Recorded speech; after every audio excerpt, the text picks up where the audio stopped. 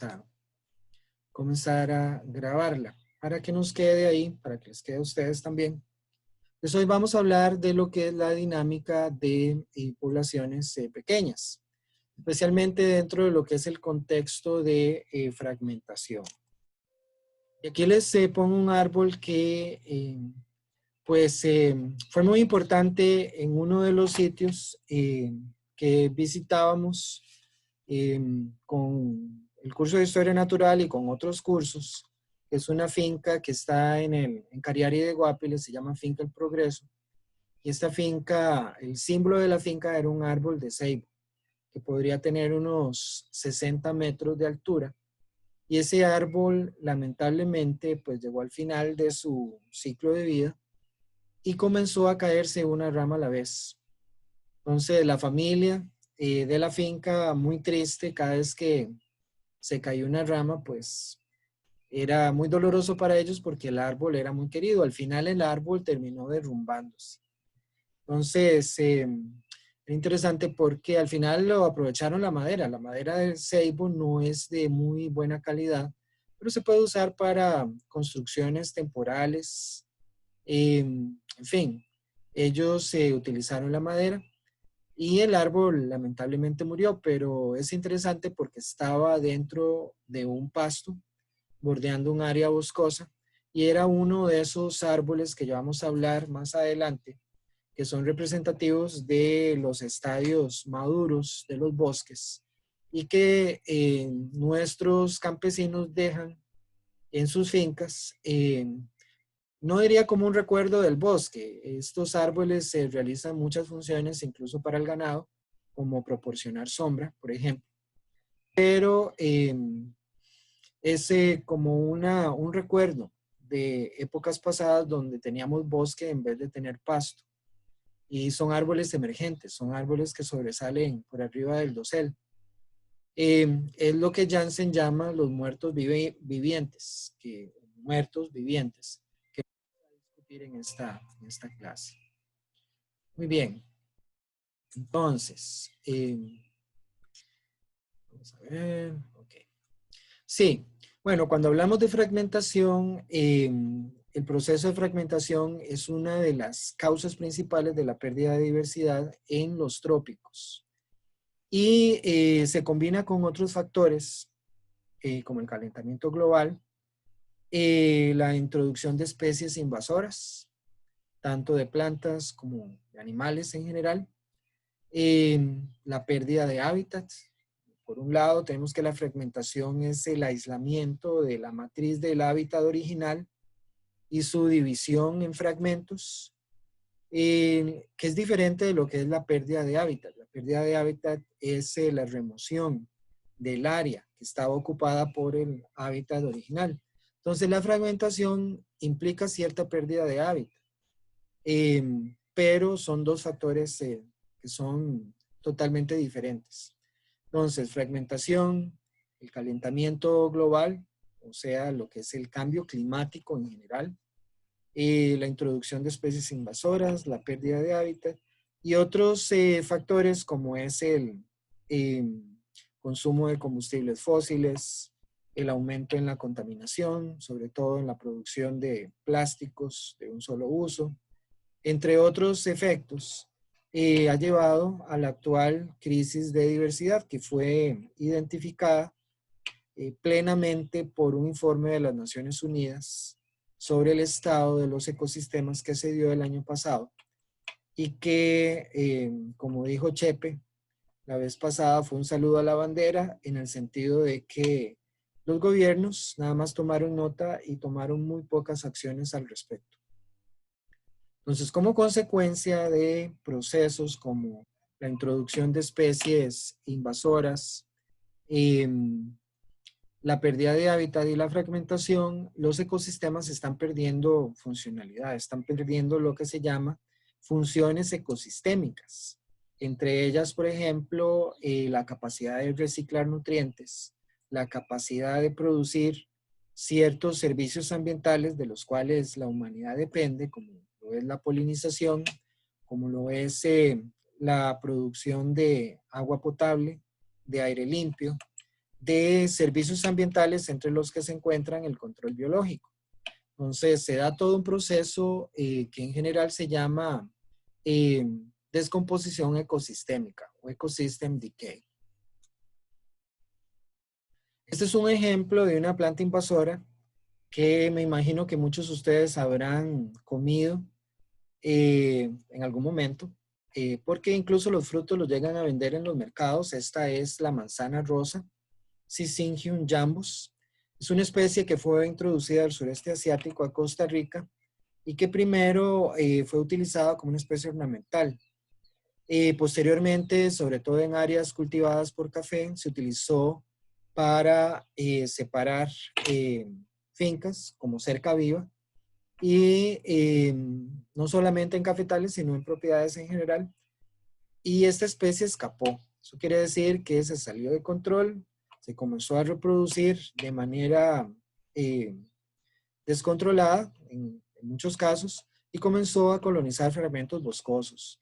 Entonces, yo publiqué un artículo hace un tiempo en unos fragmentos de bosque aquí en Atenas que estaban dominados totalmente por Syzygium jambus. Esos fragmentos estaban inmersos o adyacentes a fincas de café.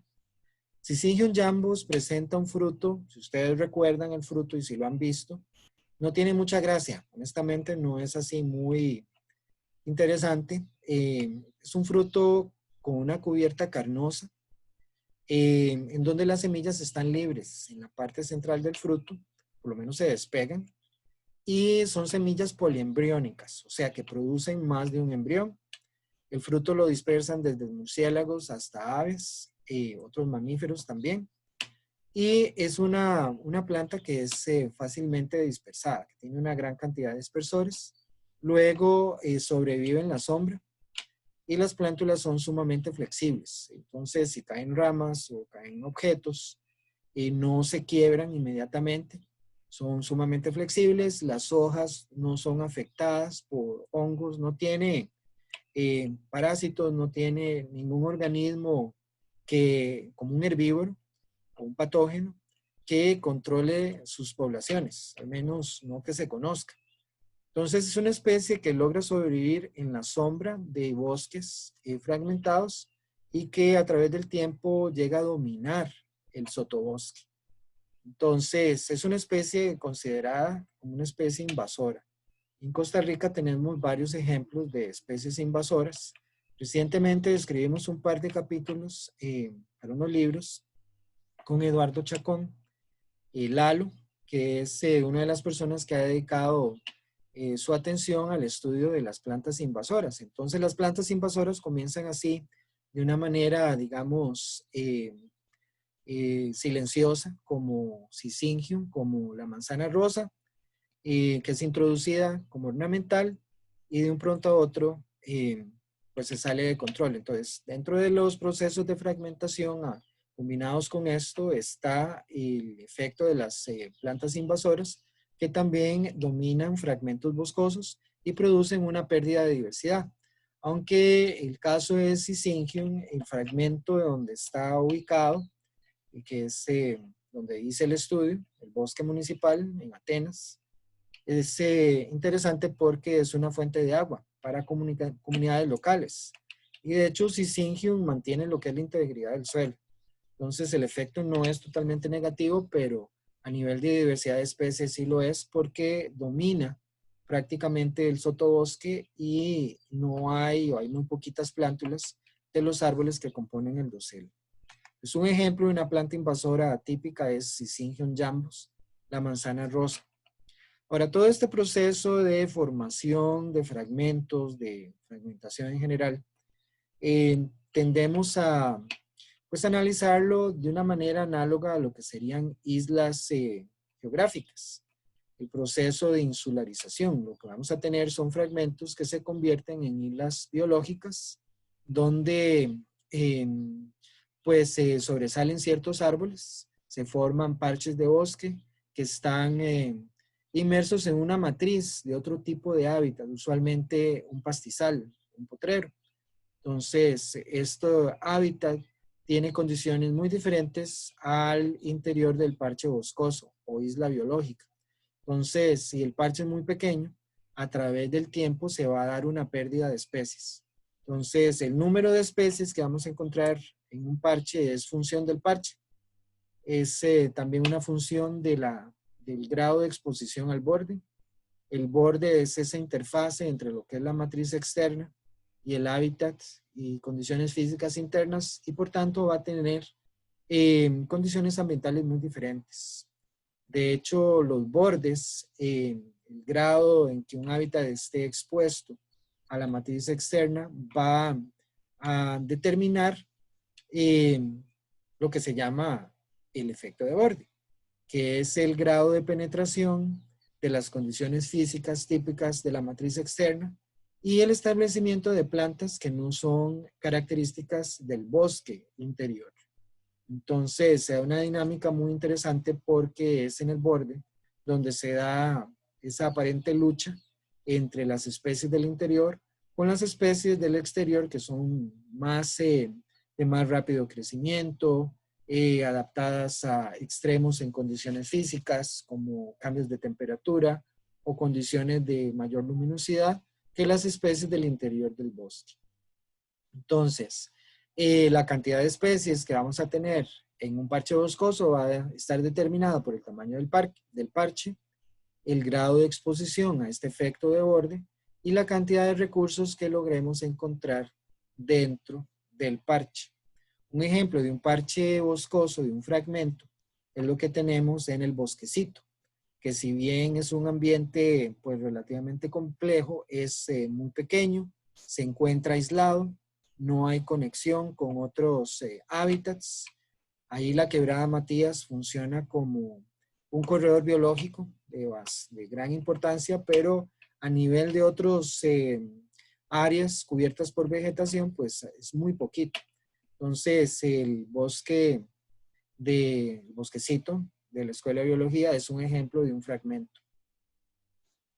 Ahora, este tipo de pérdida de especies no se da de forma inmediata. En el artículo que vamos a discutir ahora a las 3, Jansen dice que la muerte de un bosque es una muerte lenta. No podría tener más razón, porque a través del tiempo se da ese proceso de pérdida paulatina de especies, lo que se llama species relaxation, o sea, la pérdida continua de especies a través del tiempo, debido a que no logran mantener una población biológicamente viable, no encuentran los suficientes recursos o la estructura poblacional no les permite sobrevivir en el parche, porque la población es pequeña. Ya vamos a entrar a un poquito más al detalle de lo que es la dinámica de poblaciones pequeñas.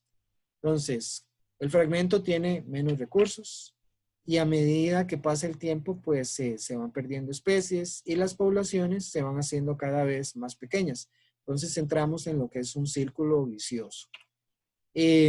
Los sobrevivientes son aquellas especies que logran adaptarse a las condiciones tanto de recursos como condiciones biológicas del parche, qué tipo de especies tenemos dentro del parche. Porque pueden haber especies que son sumamente competitivas y que van a excluir a las especies que están todavía dentro del parche. Entonces, este proceso se da a través del tiempo, sucede principalmente para poblaciones de vertebrados de gran tamaño. Se han hecho experimentos, sobre todo en el Amazonas, donde se establecieron parches de manera artificial o de manera controlada, parches de diferente tamaño, y se midió la diversidad de especies. Se encontró que las especies de gran tamaño y aquellas especies que tenían hábitos muy específicos o necesidades de recursos muy específicos eran las primeras en desaparecer. Eso lo vemos también cerca del borde.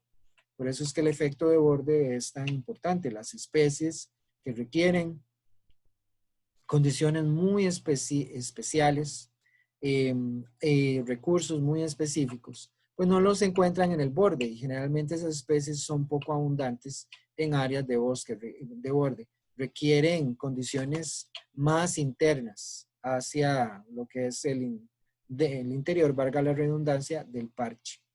Y este proceso no sucede de la noche a la mañana una vez que el hábitat se ha fragmentado, sino que tiene lugar a través del tiempo y un bosque comienza a perder esas funciones ecosistémicas durante décadas. Ahora, la teoría que ha generado lo que conocemos sobre la fragmentación y el manejo de parches es la teoría de biogeografía de islas, que la generaron estos dos señores, Robert MacArthur y Edward Wilson, que son dos ecólogos de gran renombre. Por ejemplo, Robert MacArthur propuso el concepto de nicho. Bueno, Evelyn Hutchinson lo propuso, pero MacArthur lo que discutió fue la partición de nicho. Cómo es que las especies logran dividirse un recurso y logran especializarse y de esa manera convivir. Entre otras, aportes a la teoría ecológica. Y Edward Wilson, si no lo conocen, pues deberían, porque es el autor de muchas teorías que han contribuido a lo que conocemos sobre evolución, sobre ecología. Junto con Peter Holdobler escribió un libro que se llama Hormigas, que es como una Biblia, es un libro gigantesco, en donde hace una revisión taxonómica de este grupo de himenópteros.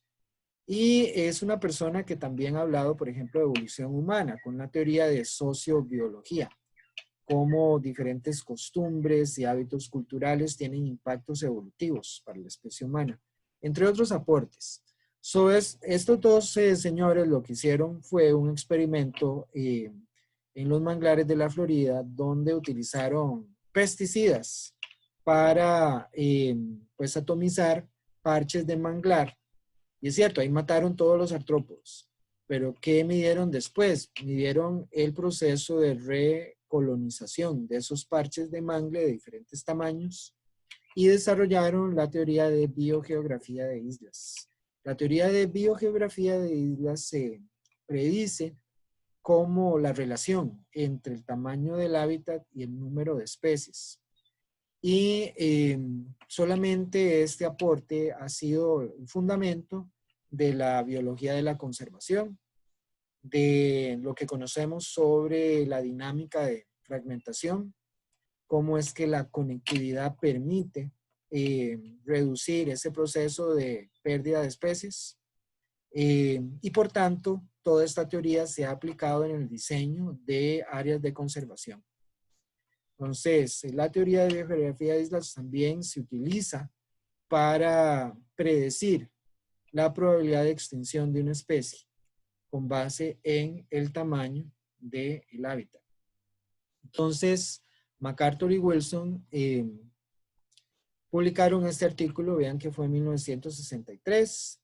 No son considerados necesariamente los autores de la teoría, necesariamente, porque lo que hicieron fue recabar información y argumentos de otros investigadores, pero su aporte consistió en ponerlo todo junto en una teoría, que vean cómo se llama una teoría de equilibrio de zoogeografía insular. El aspecto de equilibrio es importante porque el número de especies que vamos a tener en un momento dado, el S, va a depender de la tasa de inmigración de nuevas especies, así como la tasa de extinción. Entonces, regresamos al artículo que habíamos discutido previamente sobre la dinámica de islas y cómo las islas han aportado tanto a lo que es el conocimiento de la historia natural y también de la conservación de las especies, a lo que es la teoría ecológica, teoría evolutiva en general. Las islas son críticas. Entonces, el número de especies que vamos a tener presente en una isla va a resultar de este equilibrio dinámico entre la tasa de inmigración, o sea, la llegada de nuevas especies, y la extinción. Ahora, esa extinción puede ser local o bien global. Generalmente estamos hablando de patrones de extinción locales, pero si estamos hablando ya de islas oceánicas, islas muy aisladas, pues esa extinción usualmente va a ser global. Entonces, el modelo en realidad es bastante sencillo. El número de especies va a depender de la cantidad de especies que arriban versus la cantidad de especies que se pierden en un momento dado. Ahora, hagamos la situación un poquito más realista y por tanto más compleja. Vamos a introducir el tamaño de la isla y también la distancia con respecto a la fuente de colonización. Entonces vamos a tener diferentes escenarios, los cuales están representados en estas curvas. Ahora, si nos movemos a lo largo del eje X, donde tenemos el número de especies presentes, vemos que el mayor número, si nos movemos a lo largo del eje X, vemos que el mayor número de especies lo vamos a encontrar aquí, en una isla que es grande y que además está cercana a el continente. Ahora, igual nos movemos a lo largo del eje X y llegamos al caso totalmente opuesto. El número menor de especies lo vamos a encontrar en una isla que primero es lejana y luego que es pequeña. Entonces, hábitats que están aislados y que son pequeños van a tener menos especies. Es como muy intuitivo, es lógico, pero el aporte de MacArthur y Wilson es probar esto con datos y generar modelos de colonización y extinción. Ahora veamos las especies que se encuentran, digamos, en números intermedios. Aquí vamos a entrar en una dinámica, digamos, más cercana al mundo real, porque en el mundo real vamos a tener condiciones intermedias entre islas grandes e islas aisladas o lejanas con respecto a la fuente principal de colonización. Si vamos aquí a la parte superior, vemos que una isla pequeña y cercana va a tener un poquito más de especies que una isla pequeña, ¿verdad? Si nos movemos acá, pero lejana. Entonces, podemos movernos a lo largo del eje X utilizando estas pues, trayectorias esperadas. Estas son trayectorias hipotéticas. El mundo real es un poquito más complejo, pero con dos factores, vean que es el tamaño de la isla y la distancia con respecto al continente, tenemos una herramienta muy útil para predecir el número de especies que tenemos en un determinado hábitat. Este ejercicio una vez lo hicimos en la reserva forestal, reserva biológica de San Ramón, utilizando bromelias tipo tanque y los insectos acuáticos que viven dentro de las bromelias. Entonces desarrollamos una metodología para estimar el tamaño del hábitat en una bromelia y usamos esa medida para relacionarla con el número de especies. Entonces salieron datos muy interesantes porque se aplicaba lo que era el modelo de biogeografía de islas. Resultaba que el modelo nos ayudaba a predecir el número de especies. También la teoría de biogeografía de islas se ha utilizado para diseñar parques nacionales y también para estimar los impactos de la fragmentación una vez que un hábitat ha sido reducido a un tamaño X y que tiene una distancia también X con respecto a una fuente próxima de colonización. Muy bien. Ahora, los fragmentos boscosos en los paisajes que están dominados por humanos, lo que llamamos el agropaisaje, son equivalentes a islas oceánicas. En este modelo hay que integrar un factor muy importante que es el tiempo. Entonces, vea que aquí nada más tenemos dos ejes, la tasa de colonización y el número de especies. Si nosotros insertamos otro eje, el tiempo, estos patrones posiblemente van a variar. Porque la colonización de las islas no es un efecto aleatorio. Es lo que James Gould proponía en términos de considerar la evolución como una película. Si nosotros retrasamos la película, vamos a observar exactamente la misma secuencia. Stephen Jay Gould decía que no. Stephen Jay Gould decía que no porque la evolución dependía mucho de procesos al azar. Entonces, que íbamos a tener una película totalmente diferente. Entonces, lo mismo sucede en el proceso de colonización de las islas. Las especies que arriban primero a los fragmentos boscosos o bien a las islas, en cierta medida van a determinar qué especies se van a establecer posteriormente, qué especies se van a extinguir. Entonces, no es un proceso totalmente al azar, sino que va a depender de la identidad de las especies que se vienen estableciendo en esas islas. También la sobrevivencia de esas especies va a depender de las condiciones del fragmento y de lo que hay alrededor. Entonces, los fragmentos boscosos que tenemos en la actualidad representan islas biológicas. Esos fragmentos son de gran importancia. Aquí les doy un ejemplo del cantón donde yo vivo, que es Atenas, donde nosotros hemos hecho investigación con muchas fincas de café en Atenas, viendo sobre todo lo que es el secuestro de carbono por parte de los árboles que todavía sobreviven en esas fincas. Lo que hemos encontrado es que 40% del área del cantón de Atenas está cubierta por cafetales. Y muchos de esos cafetales son arbolados porque son fincas pues bastante tradicionales que no solamente producen café, sino que también producen madera, producen árboles frutales, producen una serie de beneficios para las familias que son dueñas de la finca. Muchas de estas fincas son fincas de medianas a pequeñas. Entonces, gran parte de la diversidad que todavía permanece en el cantón de Atenas se refugia en los cafetales, porque ahí es donde tenemos una gran cantidad de árboles dando estos servicios ambientales. Se aplica entonces también lo que es la teoría de biogeografía de islas para determinar la diversidad de especies de árboles, junto con otras consideraciones. Por ejemplo, es la opinión que tienen los finqueros, los gustos que tienen, para determinar qué tipo de especies van a dejar que se regeneren dentro de sus cafetales. Algunas de estas son sembradas. Y algunas especies, por ejemplo, las dejan en los cafetales porque los abuelos las habían sembrado o los abuelos le encontraban cierta característica atractiva, ya sea porque producían frutos o porque daban un cierto aroma a las flores o por X razón, incluso simplemente la apariencia, pues dejaban ciertos árboles dentro de sus fincas y otros simplemente los removían por considerarlos casi como malezas.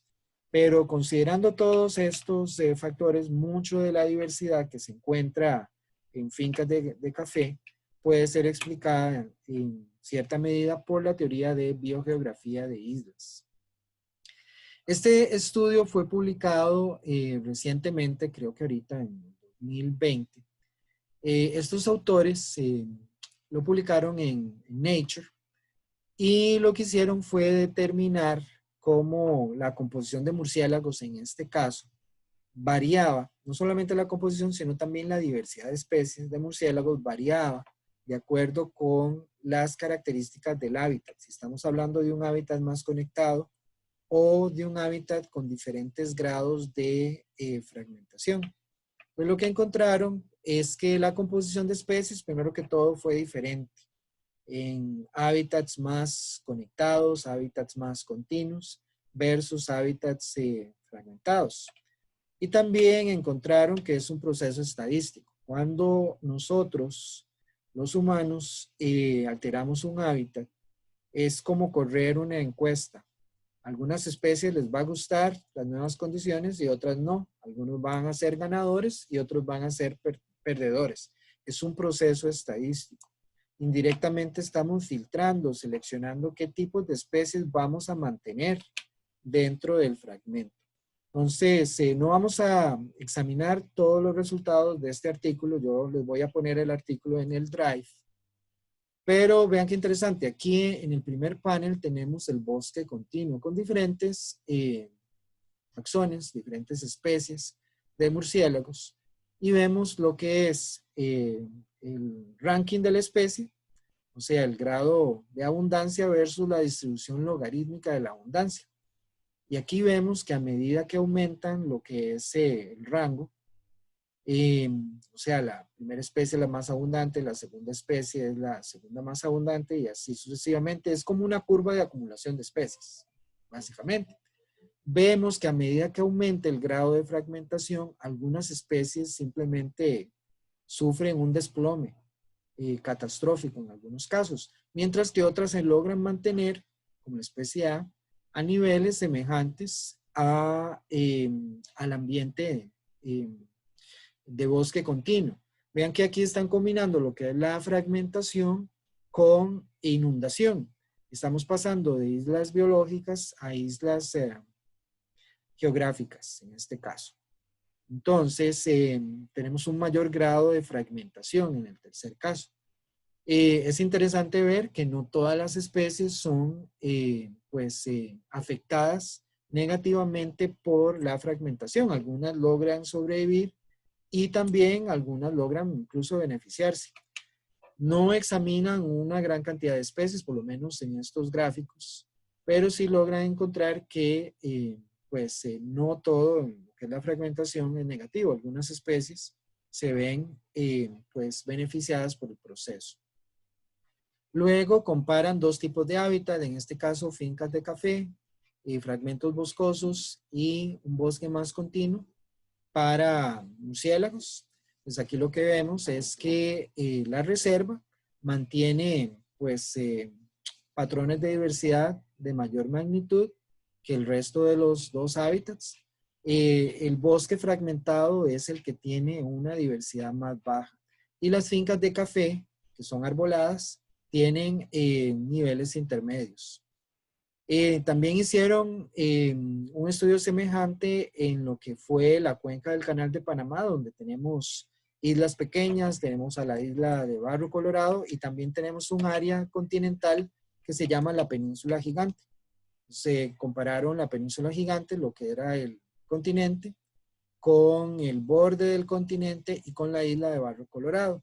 Igual, para la diversidad de murciélagos, vean que en general los ambientes continuos tienen mayor diversidad de especies que los ambientes fragmentados. Y eso incluye a la isla de Barro Colorado, que es una reserva manejada por el Instituto Smithsonian, que está en la mitad del Canal de Panamá. Bueno, ¿qué podemos concluir de lo que, o sea, qué lecciones podemos tomar de la teoría de biogeografía de islas?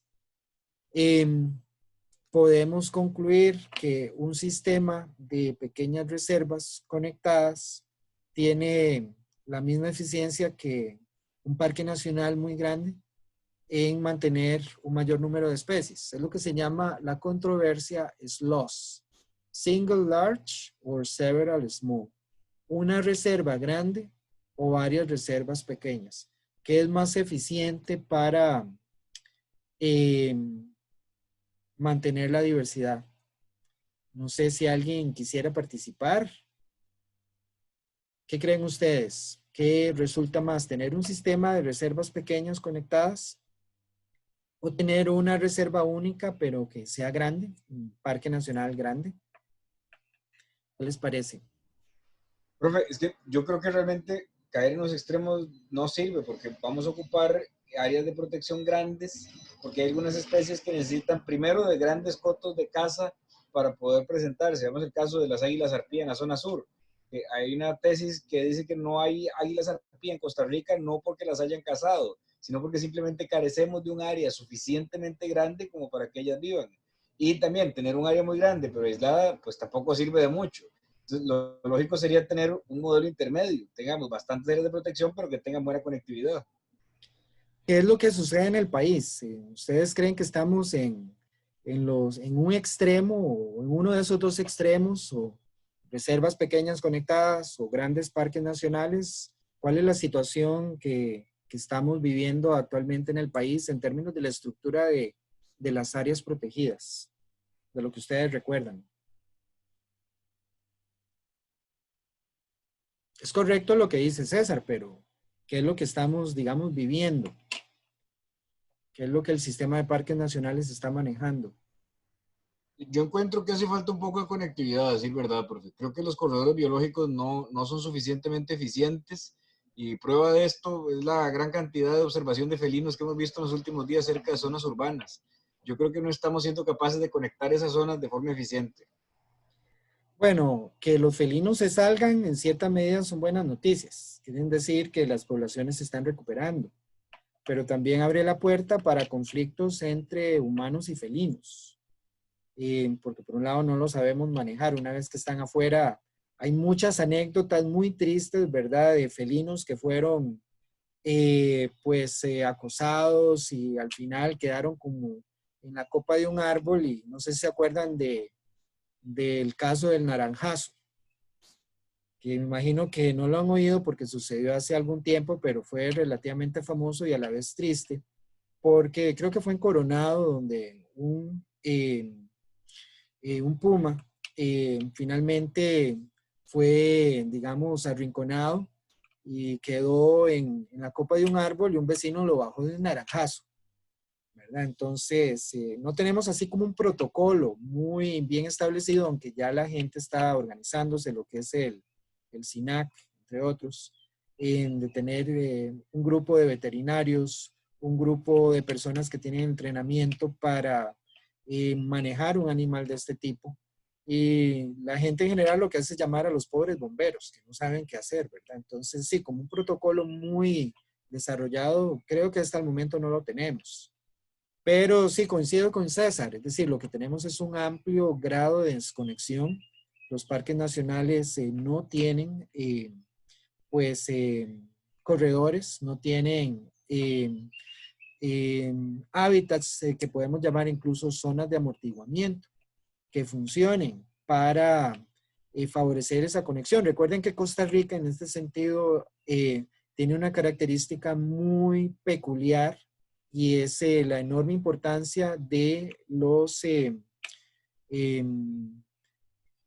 de los gradientes de elevación para mantener diversidad. Eso lo habíamos discutido varias veces en el curso y yo espero que sea uno de los mensajes que ustedes logren, digamos, internalizar y llevarse del curso. Y es que los gradientes de elevación son críticos para proteger la diversidad en este país. Pues necesitamos más reservas que protejan esos gradientes. Ahora, actualmente estamos protegiendo un 26% del territorio nacional en áreas protegidas, en muchos diferentes tipos de categorías, pero es insuficiente. Es insuficiente para proteger la diversidad. Eh, necesitamos integrar más lo que es el agropaisaje, esas fincas de café, esos terrenos, sobre todo en áreas rurales, expandir lo que es el pago de servicios ambientales para mantener áreas boscosas que no solamente produzcan agua, sino que también tengan valor para protección de la biodiversidad. La controversia del SLOS en algunos casos se ha considerado incluso como irrelevante, porque en muy pocos casos la gente tiene el chance de decidir cuál va a ser el diseño de una reserva. Eso comenzó tal vez con el inicio de los parques nacionales, cuando se tuvo cierta oportunidad de diseñar el borde y las fronteras de los parques nacionales. Pero incluso en esos momentos era sumamente difícil. De hecho, uno de los grandes problemas, y todavía lo es, del sistema de parques es pagar los terrenos que han sido expropiados, que hay muchos casos, incluso décadas, en donde muchos de esos terrenos no se han pagado, lo que ha generado mucho descontento con las comunidades locales. Pero por algún lado había que empezar. Entonces, el diseño de muchos parques nacionales, ustedes ven lo que es el mapa de un parque, tiene muchas líneas rectas y eso obviamente no sigue lo que es una zona de amortiguamiento, sino simplemente refleja el hecho de las circunstancias en el momento en que el parque se estableció y hasta ahí es donde llegaba la plata y fue lo mejor que se pudo hacer en ese momento. A pesar de eso, es un sistema que ha protegido una parte significativa de la biodiversidad en este país. Si bien podemos criticarlo mucho y pedirle que mejore y contribuir, porque eso es nuestra función también, contribuir para que el sistema de parques se fortalezca, mejore y sobre todo integre más a la población local. Pero a nivel, digamos, académico, esta controversia es interesante. porque nos lleva a hablar de lo que es la dinámica de poblaciones que tienen diferentes eh, pues, necesidades de hábitat, que no solamente son organismos pequeños, que pueden ser organismos grandes, como el águila arpía, como lo puede ser un jaguar, como lo puede ser un puma, que requieren territorios de caza pues amplios, y hábitats no necesariamente bosques secundarios, sino bosques más maduros, de sucesión ya tardía, que son pues los más escasos en nuestro país. Bueno, las áreas protegidas no son islas en ese sentido, porque no son ambientes que sean impermeables a las amenazas externas. Esta fotografía está tomada en los Cerros Turrubares. Si ustedes llegan al Parque Nacional Carara y lo pasan en dirección hacia Jacó, y la primera calle que se encuentran a la izquierda los va a llevar a un hotel muy famoso donde se filmó, creo que una película que tenía por protagonista a Cristóbal Colón. Ahorita se me olvida el nombre de ese hotel. Pero usted sí sigue ese camino para arriba y va a encontrar el borde interno de lo que es el Parque Nacional Carara y los Cerros Turrubares, que es un área de gran importancia porque es parte de ese gradiente ambiental. Bueno, resulta que este es el borde del parque. Aquí tenemos una finca ganadera y point, lo que sigue, que es árboles, ese es el parque. O sea, no tenemos una zona de amortiguamiento. Entonces hay muchas amenazas externas que incluyen desde lo que es la cacería, la extracción de plantas y animales, lo que es esta afición de las aves enjauladas, los pajareros, por ejemplo, y la gente que extrae palmito, entre otros tantos productos forestales no maderables, así como los incendios, que en muchos casos se utilizan para controlar la sucesión y que eventualmente penetran al bosque. Entonces, el borde nuevamente es crítico, es necesario hacer que ese borde sea complejo, que sea un borde denso, donde el fuego tenga problemas para penetrar, que imponga condiciones físicas desfavorables para la entrada de especies invasoras.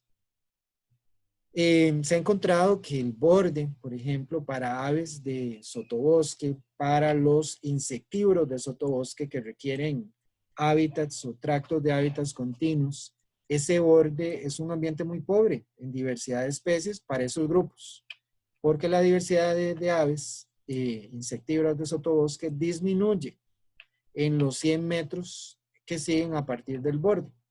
Ahora, la diversidad de especies, en términos generales, no es un buen indicador del efecto de borde, porque hay especies, por ejemplo, que pueden ser pioneras, especies que son favorecidas por ese ambiente físico que tenemos en el borde, que se establecen ahí y que pueden establecerse un gran número de especies. Entonces, si nosotros medimos diversidad de especies con un índice de diversidad, vamos a encontrar que la diversidad puede ser mayor en el borde que en el interior del bosque. Pero ahí lo que hay que ver es la diversidad funcional, o sea, la identidad de las especies y también el tipo de roles que juegan, si son pioneras, si son tolerantes a las sombras, si son típicas de claros o de ambientes abiertos, o si son típicas del interior del bosque o de bosques con estadios sucesionales más maduros. Entonces, ¿qué es lo que produce la fragmentación? Uno de los primeros o de las primeras consecuencias de la fragmentación es disminuir el tamaño poblacional. Cuando la población comienza a disminuir el tamaño, ya entramos en una nueva dinámica. Se forma lo que sería un círculo vicioso. El tamaño poblacional disminuye, entro en problemas a nivel de genética. Mi capacidad de responder a los cambios ambientales se ve disminuida. La estructura poblacional, la estructura demográfica es totalmente atípica. Entonces, un problema conduce a otro y esos dos problemas se amplifican. Es un proceso de retroalimentación negativa. Entonces, una población que es pequeña es aquella que va a tener problemas para mantenerse sin intervención humana por al menos 100 años. Entonces, entramos en lo que es la dinámica de las poblaciones pequeñas. Entramos en lo que se llama un vórtex de extinción. De hecho, hay un programa que lo que hace es simular la dinámica de las poblaciones pequeñas que se llama Vortex, que se usa mucho en biología de la conservación para proyectar la tasa de sobrevivencia de las poblaciones pequeñas a través del tiempo. Entonces, los efectos de estos tres factores, estamos hablando de el patrón demográfico, o sea, la estocasticidad demográfica, patrones aleatorios asociados con la estructura poblacional, la estocasticidad genética, factores aleatorios asociados con la estructura genética de la población, y la estocasticidad ambiental, o sea, el patrón de variación ambiental y la capacidad que tienen los organismos de responder a esa variación va a disminuir de manera directa con la disminución del tamaño de la población. Pues cuando hablamos de estocasticidad demográfica, estamos hablando de cambios en la estructura de la población que tienen lugar de forma aleatoria. Por ejemplo, hay una erupción volcánica en una isla. La erupción destruye el 70% del bosque. Y la especie de rana que sobrevive resulta que tengo un 50% juveniles y el resto son hembras. Entonces no se va a poder reproducir esa especie en el futuro inmediato hasta que los machos juveniles alcancen su madurez. Pues es un ejemplo de un cambio, en este caso una catástrofe, una erupción volcánica, que me afecta la estructura demográfica de una población. Entonces quedo ya sea con solo machos, o con solo hembras, o con más machos que hembras, o con solamente juveniles, etcétera. Eso sucede no solamente en vertebrados, también en plantas. Entonces no tengo una estructura poblacional que me facilite el mantenimiento de esa población en el largo plazo. Y eso me va a disminuir el tamaño poblacional efectivo. El tamaño poblacional efectivo se refiere al número de individuos que tienen la capacidad de reproducirse y tener descendencia fértil. Estamos hablando no de los individuos viejos, no de los individuos muy jóvenes, únicamente de los individuos adultos que tienen la capacidad de reproducción y que esa reproducción nos dé individuos que sean viables. Aquí entramos en un concepto que lo menciona Jansen en el artículo que vamos a discutir en la tarde, o más tarde, que es el de los muertos vivientes. Y Jansen ha tenido pues la capacidad de desarrollar ciertos conceptos que son muy atractivos y que se han pegado, han sido así como, sí, pegajosos en la literatura y también en los libros de texto, en este caso de biología de conservación, y que han sido en cierta manera muy fáciles de recordar estos conceptos, porque añade un factor dramático a lo que es el concepto, entonces es digamos un poquito más fácil de recordar. Los muertos vivientes son aquellos árboles, para darles un ejemplo, pueden ser otros organismos, que son representativos de los bosques maduros. Se quedaron en un fragmento. Y cuando vemos esos árboles, bueno, tenemos no sé, una sensación así, nos maravillamos y pensamos que el bosque está en buenas condiciones. Pero lo que sucede es que esos árboles no tienen otros individuos de la misma especie, están aislados. O bien, nada más tenemos unos cuantos individuos y por tanto la polinización no es efectiva. No producen semillas viables, producen pocas semillas, no contribuyen a mantener una población. Entonces, ¿qué sucede? Estos árboles, para efectos de la población, están muertos, pero están vivos. Son como un recuerdo de las poblaciones viables, características de estadios más maduros de ese bosque. Igual lo tenemos para otros tipos de organismos que son, digamos, tipo organismos museo, que existen, que nos recuerdan el momento en que el bosque era más vigoroso y que actualmente simplemente no contribuyen a mantener a la población. Son muertos vivientes. Muy bien. La estocasticidad ambiental es otro factor que afecta la viabilidad poblacional, porque poblaciones pequeñas tienen problemas para enfrentar los cambios, digamos, cotidianos, cambios normales en el ambiente. Puede ser periodos secos, periodos muy lluviosos, una pequeña inundación. Incluso efectos o cambios climáticos de mayor envergadura, como el niño y la niña, van a afectar, pueden entrar dentro de lo que es la estocasticidad ambiental. Más adelante podemos ver que también podrían clasificarse como un tipo de catástrofe. Entonces ya lo separamos de la estocasticidad o variación ambiental, digamos, normal.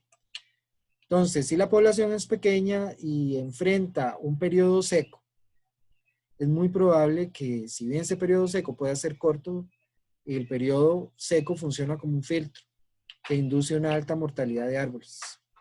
Podemos tener un par de noches sumamente frías, como sucedió recientemente. Si ustedes han visto las redes sociales, ha caído escarcha, se ha formado escarcha a un nivel masivo en el Parque Nacional Braulio Carrillo, sector Volcán Barba. Ustedes pueden ver los caminos, los senderos, el interior del bosque está lleno de lo que podríamos llamar nieve, aunque las partículas son más grandes, es escarcha, no es nieve.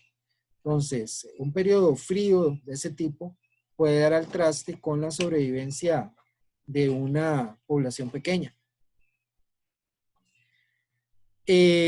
Lo que se ha encontrado es que todos estos cambios acumulados son cada vez más frecuentes, especialmente con el proceso de cambio climático. Entonces, para estos efectos, los árboles que tienen crecimiento lento han entrado en declive porque las noches se han vuelto más cálidas. Entonces, ¿qué sucede? Durante el día están respirando más de lo que están fijando, o sea, están produciendo más CO2 que O2, están emitiendo más carbono que lo que están secuestrando. Y durante la noche vuelven a hacerlo. Entonces, su crecimiento es negativo. Las especies raras e hiperdispersas van a tener más problemas para mantener una población viable. También en lo que respecta a la variación genética, la estocasticidad genética, las poblaciones pequeñas tienen muchos problemas. Esto lo habíamos mencionado en la clase pasada cuando hablamos con Chepe sobre el caso de la vaquita en Baja California. Que creo que habíamos mencionado números de hasta 40 individuos y ya son los últimos individuos de esa especie, ya es definitivamente una población que entra en esta dinámica de extinción. Pues, ¿qué sucede? Es probable que se logre recuperar, pero va a ser una población genéticamente homogénea. Pues va a tener problemas reproductivos, va a tener problemas para enfrentar procesos de competencia, de cambios ambientales, digamos, promedio. Va a enfrentar lo que se llama un cuello de botella, como ha sucedido en el caso del chita. El chita es un ejemplo de una especie que atravesó un cuello de botella y que es genéticamente homogénea y tiene muchos problemas para sobrevivir. Hay una alta mortalidad de cachorros, por ejemplo. Parte del problema de esa homogenización tiene lugar a través del tiempo en lo que se llama la depresión por entrecruzamiento o inbreeding depression. En otras palabras, esos organismos se van a cruzar con individuos que tienen una composición genética o una estructura genética muy semejante. Entonces, es más probable que se comiencen a expresar genes deleterios, lo que se llama el efecto fundador también. Muy bien. Las catástrofes las separamos de la variación ambiental promedio porque estos son cambios ambientales que son súbitos, que son poco frecuentes, pero que tienen una magnitud considerable. Entonces, los terremotos, las erupciones volcánicas, los tornados, los huracanes, las inundaciones, las sequías, entran en lo que podemos calificar como catástrofes. Pues los efectos son, valga la redundancia, catastróficos para las poblaciones pequeñas. Aquí tenemos un ejemplo del terremoto de Cinchona. Esta es la Catarata La Paz antes del terremoto y esta es la Catarata La Paz después del terremoto. El bosque alrededor de Cinchona en su mayor parte era bosque primario y los deslizamientos lo destruyeron y actualmente es un bosque secundario joven. Es un ejemplo de una catástrofe. Si la población es pequeña, entonces es muy probable que no tenga la capacidad de sobrevivir una catástrofe de este tipo, porque todos los individuos de esa población simplemente van a morir. Hasta ahí llegó la población. Entonces, el análisis de viabilidad poblacional lo que busca es eso, es determinar cuáles son las causas más importantes del vórtice de extinción y cómo hacer para manejarlo. Si esa población requiere intervención humana o si es factible que logre sobrevivir sin esa intervención. Dentro de esos otros factores que se dan al resultado de la defaunación, perdón, de la fragmentación, está la defaunación. La defaunación es la pérdida de fauna, flora. Podemos extenderlo también al caso de las plantas, no es únicamente para los animales. La defaunación puede ser directa, en este caso por cacería, simplemente destruimos activamente una especie, o bien puede ser indirecta, que es el resultado de nuestras acciones. La mayor parte de los procesos de defaunación son indirectos, o sea, ni siquiera nos estamos dando cuenta de que estamos afectando la sobrevivencia de una especie. Un ejemplo de defaunación indirecta es cuando comenzamos a cazar las presas de los depredadores primarios, como los jaguares, como los pumas, como los rapaces, o que los destruimos porque simplemente representan una molestia para, por ejemplo, las cosechas. Entonces, estamos destruyendo la base de alimento de esos depredadores y, por tanto, indirectamente los estamos destruyendo también. También cuando alteramos el hábitat, cuando introducimos especies invasoras que vienen a competir con las especies nativas, y aunque lo hagamos de una manera, digamos, sin darnos cuenta, inconsciente. Eso sería un ejemplo de defaunación indirecta. Por ejemplo, los atropellos en las calles. Es un jaguarundi. Felinos que son atropellados accidentalmente. Es un efecto de defaunación indirecta. Incluyendo iguanas y otros organismos que los vemos todos los días en las calles atropellados. Aquí tenemos un oso hormiguero, un tamandúa. También un caso que investigamos en la Estación Biológica La Selva fue muy interesante porque la estación biológica se ha convertido en una isla biológica. Está rodeada por plantaciones de banano, sino de banano, de piña. A cada rato cambian, digamos, el tipo de cultivo, pero sí son este tipo de factory farms o monocultivos masivos que rodean a la Estación Biológica La Selva. Entonces, ¿qué sucede? Ahí los pecaríes han aumentado en densidad. Pecarí que pone la pezuña fuera de la estación biológica es simplemente cazado, comido.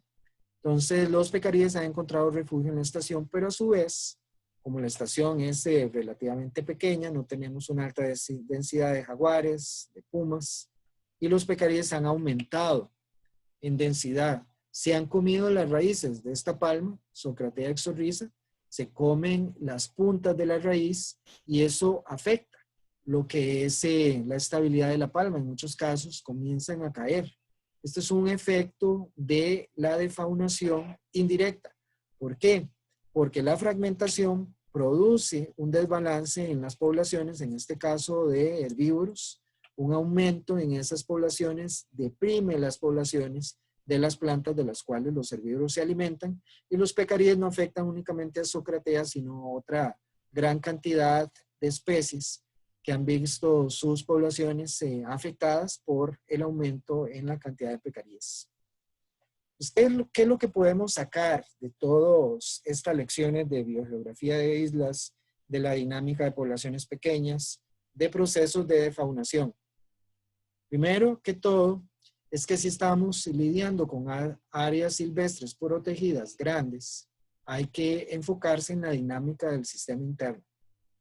Un área grande generalmente está bien amortiguada contra factores externos. Pues hay que pensar en cómo manejar ciertos factores de la dinámica interna, como puede ser la heterogeneidad de hábitats, como puede ser el aumento en la densidad de ciertas poblaciones, e introducir un manejo más activo.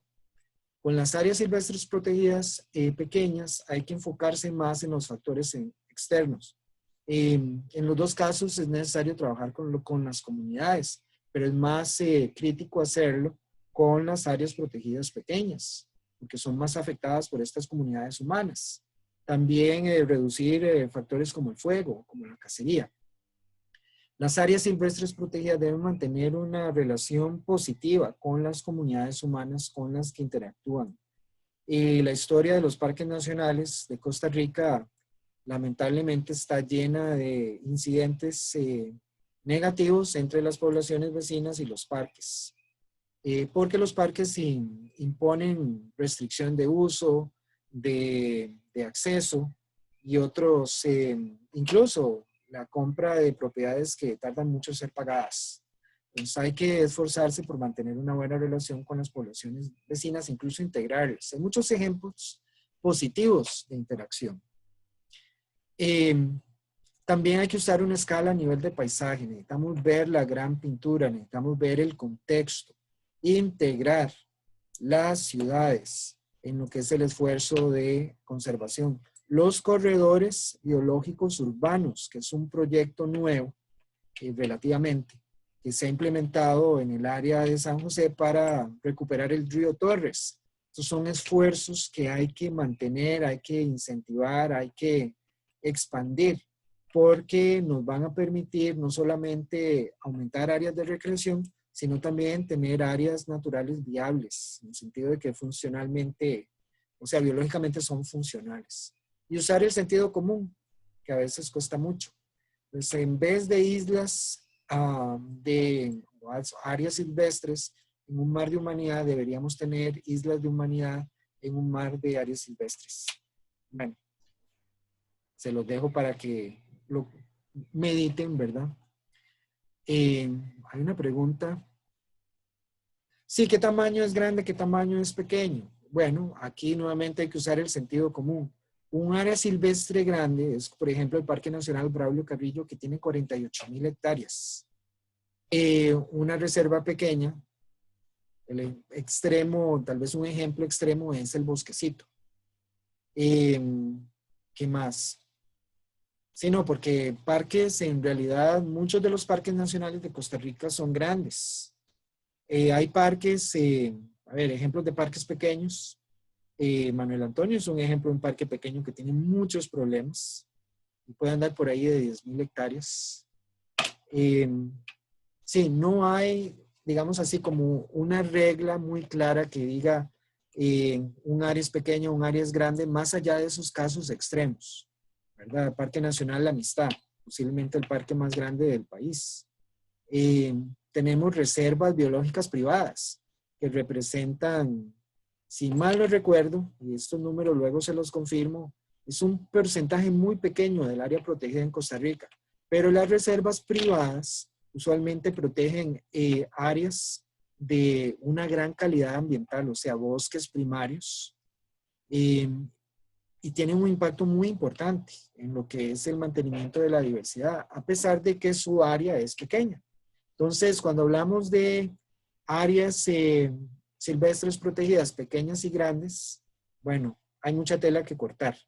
Si vamos a los extremos, pues los que ya les mencioné, ahí sí no hay duda, pero cuando entramos en ejemplos o intermedios, entre 15 y 20 mil hectáreas, ya estamos hablando de áreas silvestres que podemos considerar grandes. Ya entra la dinámica de lo que es manejar el interior del área, versus darle más énfasis a la parte externa. En este caso es más crítica para áreas silvestres pequeñas. Y vamos a terminar con esta foto. Me gusta por dos cosas. Número uno, porque muestra nuestra selva de cemento y cómo la hemos divorciado del bosque. Este es un área en Alajuelita. Aquí tenemos que preguntarnos cómo hacemos para integrar mejor las comunidades humanas con la conservación y la naturaleza. Deberíamos esforzarnos porque nuestros parques urbanos tengan especies nativas. La gran mayoría de las plantas que tenemos en parques urbanos son introducidas. Eso no quiere decir que sea totalmente malo, pero debemos darle un poquito de más atención a las especies ornamentales nativas, por ejemplo, o especies que produzcan ciertos servicios para la fauna. Uno de estos es el huitite. Es un árbol que en muchos casos, casi una maleza, lo tenemos en lotes baldíos, los tenemos incluso en nuestros jardines y patios y parques, y lo ignoramos.